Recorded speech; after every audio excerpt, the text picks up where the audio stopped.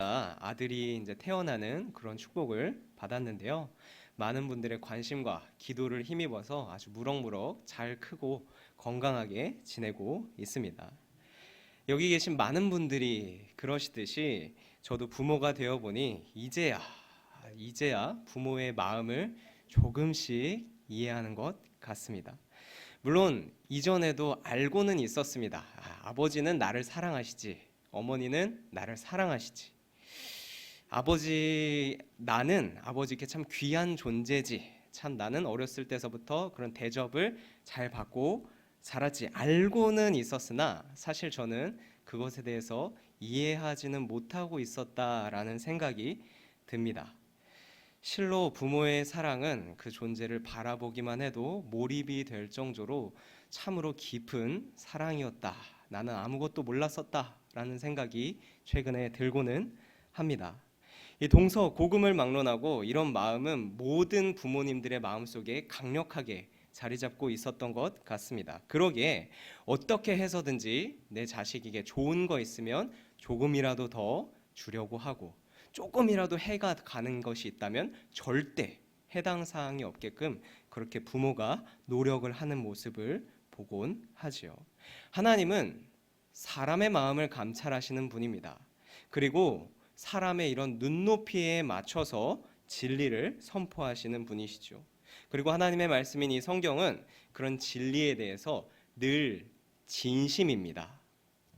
그러다 보니 성경에는 많은 장르가 태어나게 되는데요. 다양한 모습을 통해서 어떻게 해서든지 이 하나님의 마음, 이 하나님을 향한 세상의 뜻을 우리들이 잘 이해할 수 있도록 다양한 모습으로 독자들에게 전달을 하곤 합니다. 어쩔 때에는 옛날에 이런 일이 있었다라는 역사적인 이야기를 통해서, 어쩔 때에는 다윗이나 모세의 입을 빌려 하나님께 노래를 하는 모습을 통해서 하나님은 이렇게 은혜로우신 분이구나라고 간증을 이렇게 나누기도 하고요. 어쩔 때는 선지자들을 통하여서 예언의 말씀을 하시며 경고의 음성을 들려주시기도 합니다. 그 중에서도 오늘 본문인 잠언 말씀은 아들을 훈계하는 아버지의 입장을 빌립니다. 이 7장 1절 말씀 한번 보도록 하겠습니다. 내 아들아, 내 말을 지키며 내 계명을 간직하라. 여기서 나온 이 아들은 특별히 앞에서 보니까 중요한 결정을 내리기 전에 미혼인 젊은 청년이라고 나와 있습니다. 이 잠언 1장서부터 9장까지는 이런 미혼인 중요한 결정을 내리기 전에 남자 청년인 아들에게 아버지가 세상은 이러니 아버지의 말을 꼭 들어야 된다. 너는 살면서 이거 하나만큼은 꼭 지키기를 바란다라는 내용이 기술이 되어 있습니다. 무엇이길래 그 아버지가 훈계하는 내용이 무엇이길래 9장이나 들어서 이렇게 이야기를 하고 싶어 하는가? 그것은 다름이 아니라 지혜를 찾아야 한다라는 것입니다. 이 재미있게도 그냥 하나님을 경외하는 지혜를 쫓아라라고 이야기하지 않고 지혜를 여성으로 의인화를 시켜서 아들이 지혜를 찾고 그 지혜와 마침내 결혼하기까지 지혜를 사랑해라라는 말씀으로 잠언은 이야기를 전개합니다. 다시 한 번 더 말씀을 드리겠습니다. 잠언에서 나오는 지혜는 진짜 여자를 말하는 것이 아닙니다. 지혜를 의인화시켜서 사람으로 좋은 아내를 찾아라라는 식으로 소개를 하고요. 반대로 하나님의 언약을 잃어버린 사람, 그러니까 죄악에 빠진 사람들이죠. 그런 사람을 또 의인화시켜서 지혜와는 반대로 음녀라고 낯선 여자로 우리에게 소개를 하고 있습니다. 예를 들어서 말씀하고 있는 것이죠. 보통 아버지들은 자기가 했던 얘기 또 하고 또 하고 또 하고 또 하는 것보다 되게 과묵하죠. 특별히 좀 아들에게 많이 과묵하신 것 같습니다. 그렇게 잘 안 하시는데 여기서는 9장 내내 했던 얘기 또 하고 또 하고 또 하고 또 하십니다. 너는 지혜를 사랑하라. 하나님의 언약을 떠난 음녀를 멀리해라. 아버지께서 이렇게 강조하시는 이유는 음녀에게 넘어가기가 쉬워서일 것입니다. 우리 아들이 음녀에게 빠지기 쉬운 이유는 6장 25절에 잘 나타나 있습니다. 네, 6장 25절 네, 제가 읽어드리도록 하겠습니다. 6장 25절에 보면 내 마음에 그의 아름다움을 탐하지 말며 그 눈꺼풀에 홀리지 말라라고 나와 있습니다. 그렇습니다. 하나님을 떠난 음녀는 보기에 예쁩니다. 아담이 선악과를 봤을 때 하나님께서 분명히 그것을 먹지도 말라라고 말씀하셨음에도 불구하고 아담의 마음속에는 선악과가 탐스러워 보입니다. 자꾸 보니까 보암직도 하고 먹음직도 하고 왠지 괜찮아 보이기도 합니다. 내 아들은 아직 중요한 결정을 내리기 전입니다. 그러니 훈계하고 그런 곳에 빠지지 않게 또 훈계하는 것이죠. 아들아, 제발 부탁이니 눈에 보기에 예쁜 거 따라가지 말고 너의 생명을 보존해 줄 지혜를 잡아라 하고 말입니다. 심지어 우리가 읽은 7장에는 그에 대한 실전이 나와 있습니다. 실제로 내가 세상 사는 걸 보니까 이런 사람들이 있는데 이 훈련을 똑같이 받은 한 청년도 이 음료 앞에서 결국에 무너지더라라는 내용이 있는데요. 오늘 그 말씀 함께 구체적으로 살펴보도록 하겠습니다. 1절에서 4절까지의 말씀은 앞에서도 아버지가 입이 닳도록 한 말입니다. 아들아, 반드시 내 말을 기억하고 지켜야 한단다. 너는 지혜를 가까이 해야 한다. 지혜를 찾으면 무엇이 좋습니까? 5절에 나옵니다. 지혜를 찾으면 지혜가 음료한테 빠지지 않게 하기 때문에 지혜를 찾으라라고 이야기를 합니다. 하나님을 경외하는 지혜를 가까이 하면 너무나 당연하게도 하나님의 계명을 떠난 자들에게서 멀어지게 됩니다.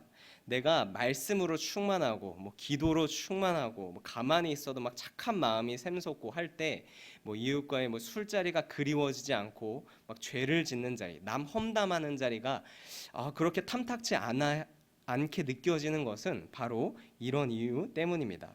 6절부터 아버지의 본격적인 예시가 등장을 합니다. 지혜를 찾아야 한다, 음료를 찾아야 한다 라고 그렇게 교육을 받았으나 실전에서 실패한 경우입니다.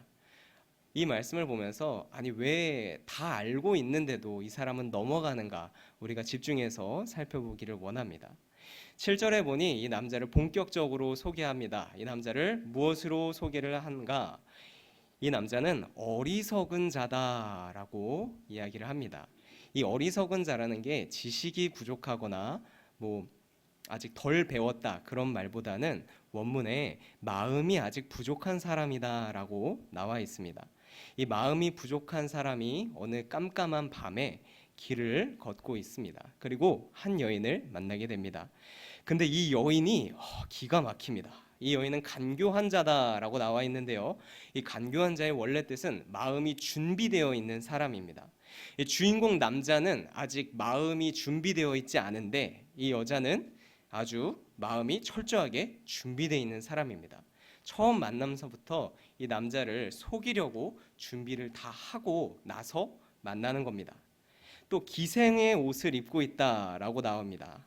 이때부터 아들은 헷갈리기 시작합니다. 왜냐하면 이제까지 자기가 들은 교육은 음녀를 멀리하라 그리고 지혜를 사랑하라 였는데 기생의 옷을 입은 사람이 나왔습니다. 기생은 생각해보니까 아버지께서 말씀하신 적이 없습니다. 음녀를 멀리하라고는 했는데 기생도 멀리해야 되나? 헷갈리기 시작하죠. 지금 성경을 보고 있는 우리야 이 사람이 지금 잘못 생각하고 있는 거구나 하지만 이 어리석은 남자 입장에서는 헷갈립니다. 이거는 음녀가 아니고 기생이니까 혹시 괜찮지 않을까 하고 말입니다. 이 음녀는 이 남자가 어떤 교육을 받았는지 다 알고 있기 때문에 이런 전략을 펼치는 것이죠. 저 음녀 아니에요 하고서 다가오는 겁니다. 12절에 보니 어떤 때에는 이 여자가 거리에서 어떤 때에는 광장 모퉁이에서 사람을 기다리고 있다라고 나옵니다. 사실 놀랍게도 이 부분은 지혜가 원래 있던 곳이고 지혜가 원래 하는 일입니다. 잠언 1장 20절, 21절에 보면 이렇게 나와 있습니다. 지혜가 길거리에서 부르며 광장에서 소리를 높이며 시끄러운 길목에서 소리를 지르며 성문 어귀와 성중에서 그 소리를 발하여 이르되 지혜가 자신을 찾으라라고 이야기하는 대목입니다. 음녀도 비슷하게 나와서 원래 지혜가 있어야 할 자리에 자기가 자리를 차지하고 이 남자를 부르는 것이죠. 원래 지혜가 아닌데 지혜인 척 연기를 하고 이 남자를 속이려고 하는 것입니다. 13절에 보니 이 음녀가 어리석은 남자에게 갑니다. 그를 붙잡고 입맞추며 뻔뻔하게 말을 하지요. 저 오늘 화목제 드렸어요. 그리고 당신을 기다려왔어요. 여기서 화목제를 잠깐 설명할 필요가 있겠습니다. 화목제는 하나님께 감사의 제사를 올려드리는 그런 예배입니다. 화목제는 그 특성상 한 번 드리게 되면 그날 남은 음식물들을 반드시 다 소진해야 합니다. 혼자서 다 먹을 수 없으니까 이웃들하고 함께 나눠 먹으면서 이웃들과의 교제를 꾀하는 그런, 반드시 이웃들과 나눠서 그날까지 다 먹어야 되는 그런 제사의 종류였습니다. 이 요즘식으로 말하면 음녀가 이렇게 말하고 있는 겁니다. 저 오늘 하나님께 예배드리고 왔어요. 이제 남은 음식들을 오늘까지 꼭 먹어야 하는데 당신과 함께 하려고 당신을 찾고 있다가 이제야 만났네요. 가로 열고, 당신이 먹어주지 않으면 나는 죄를 범하는 그런 곤란함에 처했어요 라는 그런 속내가 이 안에 다 들어가 있는 것이죠. 음녀가 여기까지 나오면 이 남자는 정말 헷갈립니다. 헷갈리다 못해 이 남자 머릿속에는 슬슬 이런 생각이 듭니다. 이 여자 참 괜찮네 하고 말입니다. 아버지가 그렇게 경계한 음녀도 아니었고, 예배를 드리고 나왔다고? 음녀가 예배를 드릴 리가 없지. 그럼 신앙도 있는 거네? 나랑 같이 시간을 보내고 밥을 먹고 싶어서 여태까지 나를 찾았다고? 심지어 내가 도와주지 않으면 이 여자는 공경에 처하게 되네? 이렇게 마음이 살살 녹는 거죠. 다 넘어갑니다. 15절 이후에 보니까 이 음녀의 침대에는 애굽에서 수입한 좋은 이불도 있고요. 그리고 모략과 침향, 향수죠. 그리고 계피, 요즘에는 시나몬이라고 많이 부릅니다. 그런 것들도 있다고 합니다. 이 사실 침대에 향수랑 좋은 것들이 있으니 나와 함께 나누자, 뭐 그런 이야기죠. 사실 이 모략과 침향과 계피는 이런 침실에서도 쓸 수 있지만 원래 용도는 장례식에서 많이 쓰는 물건들입니다. 이 여자 입장에서 내 침상이 너의 장례식이 될 거야 하고 속내를 감추고 함정을 파놓고 계속 이 남자를 속이는 것이죠. 하지만 이런 여자의 속내와는 다르게 남자는 전혀 감을 잡지 못합니다. 남자 눈에는 이런 것들이 안 보이고 그저 이 여자가 나를 찾았네, 나와 함께하고 싶어서 많은 준비를 했네 하고 유혹하는 말로 들리고 말지요. 이 여자는 마침내 18절에서 비장의 수를 둡니다. 그것은 바로 우리가 아침까지 서로 사랑하자라는 말입니다. 이 말이 무슨 말인지는 제가 굳이 설명을 안 해도 될 것 같습니다. 예전에 아버지께서는 5장에서 너의 아내를 즐거워하라, 너의 아내의 사랑을 연모하라 라고 말씀하신 적이 있었습니다. 음녀가 이걸 알고 비슷하게 이 청년을 속이는, 유혹하는 것이죠. 지혜가 아닌 세상은, 하나님을 멀리 떠나서 죄악 가운데 거하는 그런 사단은 이런 식으로 늘 우리에게 접근을 합니다. 이 대놓고 우리 같이 죄 지읍시다 라고 말하면 누가 죄 짓겠습니까? 이거는 죄가 아니에요. 우리는 죄를 짓자는 게 아니라 그냥 사랑하자는 거예요. 이런 식으로 철저하게 계획적으로 우리를 헷갈리게 만들면서 접근을 하는 것이죠. 하나님께서 지혜를 찾으라고 했잖아요. 하나님께서 좋은 일 하라고 하셨잖아요. 우리가 그 좋은 일 한다니까요. 오늘도 같이 예배 드리고 왔어요.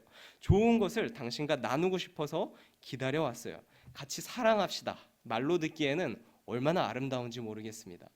이 양의 탈을 쓴 늑대보다 더한 지혜의 탈을 쓴 음녀는 이런 식으로 계속 신자를 헷갈리게 만들고 속이고 넘어뜨리려고 합니다. 이 19절, 20절에 보니 음녀가 이제 다 넘어왔다고 확신을 한 것 같습니다. 이제 이런 말도 합니다. 이 남자에게 남편은 은주머니를 가지고 집을 떠나 멀리 갔고 한참 뒤에나 보름 뒤에야 돌아온다고 말입니다. 아니, 남편이 있었습니다. 보통 사람이면 이 흐름에 따라서 이렇게 속고 헷갈리고 넘어갈 수 있더라도 여기까지 오면 정신을 번쩍 차려야 합니다. 정신을 확 깨야 합니다. 아니, 남편이 있었어요? 아니, 그럼 당신 여기서 이러면 안 되죠? 당신은 지혜가 아니었군요. 남편이 있으니 심지어 기생도 아니었군요. 당신은 아버지가 그렇게 조심하라고 얘기하던 음녀였어요. 눈치를 채고서 돌이켜야만 합니다. 심지어 남편과 사별한 것도 아니었습니다. 보름 뒤에 남편이 돌아온대요. 남편이 돌아온다고 합니다. 그러면 더더욱 이 여자랑은 사랑에 빠지면 안 됩니다. 지혜는 이런 짓을 하지 않습니다. 그러나 참 안타깝게도 이 남자는 어리석은 자였죠. 마음이 준비되지 못했고 그대로 넘어가 버립니다. 음녀가 여러 가지 고운 말로 이 남자를 유혹하자 이 젊은이는 참 안타깝게도 길을 잃고 여자를 따라가고 맙니다. 이 모든 것을 지켜본 아버지 입장은 어떻겠습니까? 세상에 내 아들 소중하게 잘 길러서 음녀한테 줘야겠다. 그런 마음을 갖고 있는 아버지는 한 사람도 없습니다. 보면서 와, 그거 아닌데, 저거 지혜 아닌데, 내가 그렇게 지혜를 찾으라고 음녀를 경계하라고 입이 닳도록 말을 했건만 기어코 음녀에게 넘어가는구나. 속이 터져하며 안타까울 뿐입니다. 또 이 어리석은 남자가 음녀를 따라가는 것을 보고 있자니 소가 도살 당하는 것 같이 보였다라고 하지요. 새가 그물로 빨리 들어가는 것처럼 보였다고 합니다. 이 남자의 운명은 망할 것으로 너무 확정적으로 보였기 때문입니다. 음녀를 따라가는 뒷이야기는 굳이 설명해 놓고 있지 않습니다. 왜냐하면 그 앞장인 6장 32절에서 35절에 이렇게 미리 이야기하였기 때문입니다.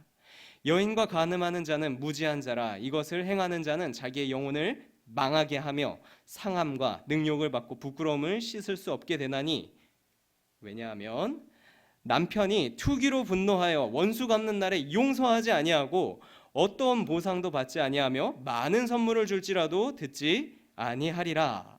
음녀를 따라가면 그 순간에는 달콤할지 모르나 후에는 반드시 남편이 돌아옵니다. 남편이 와서 그냥 그랬습니까? 그리고 화평하게 지내지 않습니다. 너가 그놈이냐? 하면서 정죄하지요. 그것도 분노하여서 용서하지 않고 정죄할 것입니다. 이 어리석은 청년은 그때 가서 자기가 죽지 않으려면 어떻게 해서든지 화해를 해야겠지요. 많은 선물을 들고 와서 남편에게 주려 할 것이고, 그냥 보통 선물을 주면 안 되니까, 그냥 듣진 않으니까 자신의 전부를 끌어모아서 세상 값진 것으로 남편에게 자기를 용서해 달라고 설득을 받아야만 합니다. 그러나 말씀에 나온 것처럼 이 남편은 이 젊은이를 용서하지 않을 것입니다. 보상을 받지 않습니다. 용서? 그런 거 있을 수 없지요. 합의 없이, 피해갈 수 없이 온전히 그 대가를 청년이 짊어지게끔 할 것입니다.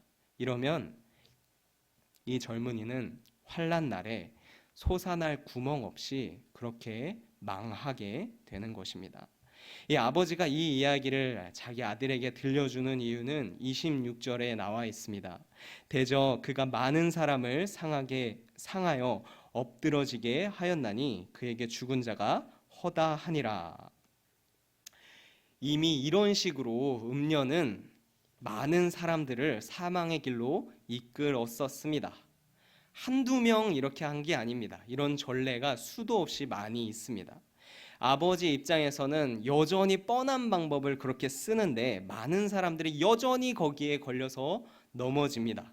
내 아들만큼은 거기에 걸려 넘어지지 말라고 주의를 주는 차원에서 잠언 7장에서 계속 설명을 해나가고 있는 것이죠. 지금까지 보았던 음녀, 하나님의 언약을 떠난 그런 죄, 우리를 유혹하는 죄의 모습은 이렇게 사람에게 다가옵니다. 눈으로 보기에 아주 예쁘게 지혜인 듯 아닌 듯 비슷하고 헷갈리게 지금 당장 손해를 볼 것은 없다는 식으로 서로 사랑하자는 부드러운 말로 우리의 마음을 출렁이며 들어옵니다. 하지만 결국에는 남편이 돌아옵니다. 이 넘어간 자의 생명을 빼앗고 맙니다.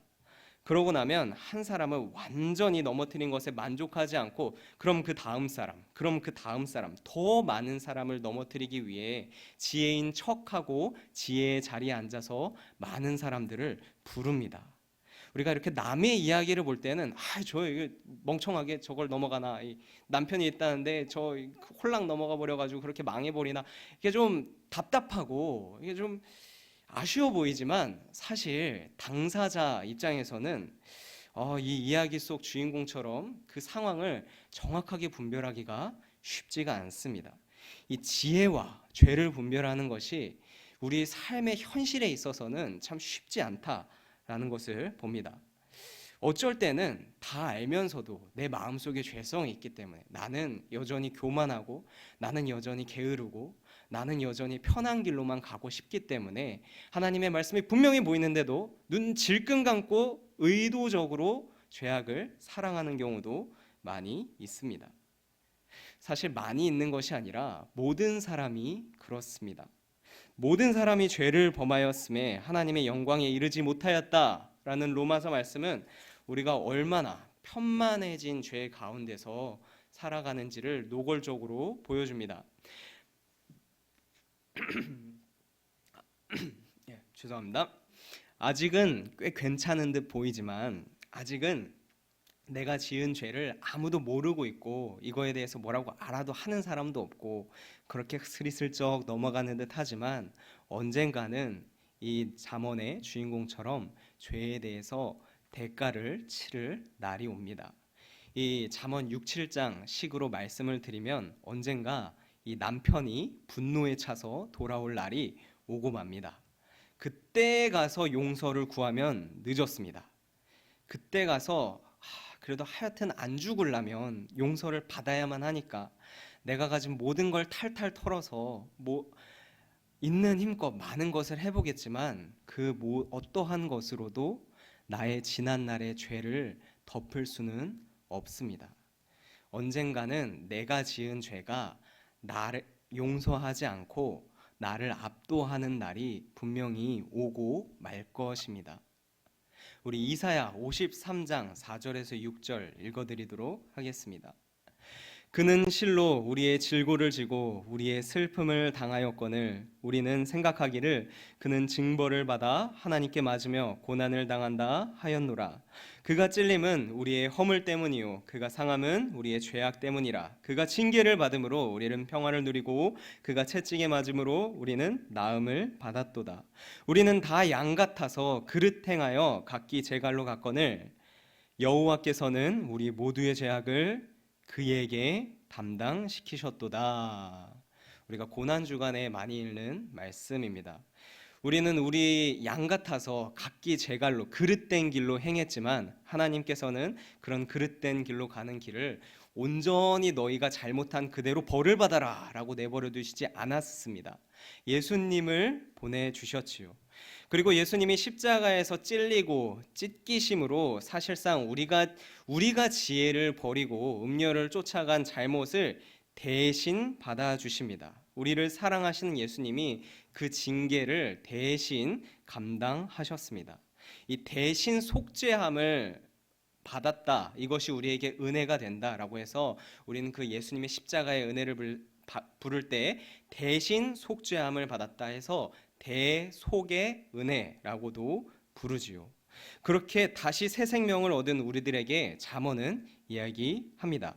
음녀가 허다한 사람들을 상하게 하여 죽였다. 지혜는 너를 악한 길에 빠지지 않게 지켜줄 것이다. 그러니 너는 하나님을 경외하는 지혜를 사랑하라고 말입니다. 오늘 말씀의 결론을 맺도록 하겠습니다.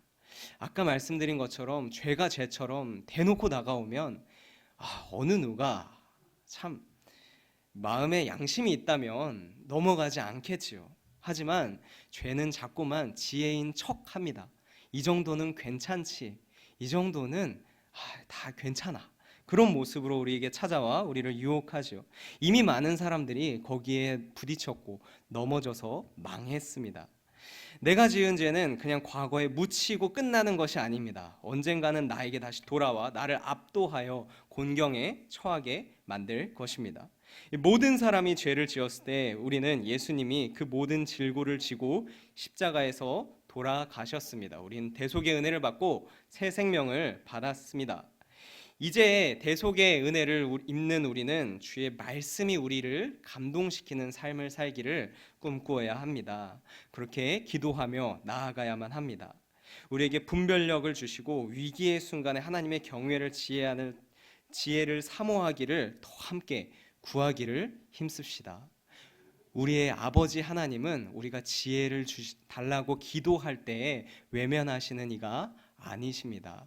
우리의 삶을 다 아시고 이 유혹이 얼마나 어려운지, 내가 어떠한 마음인지를 다 아신 하나님께서 성도님들의 삶을 위로하시고 이제는 은혜로 살아가게 하실 줄을 믿습니다.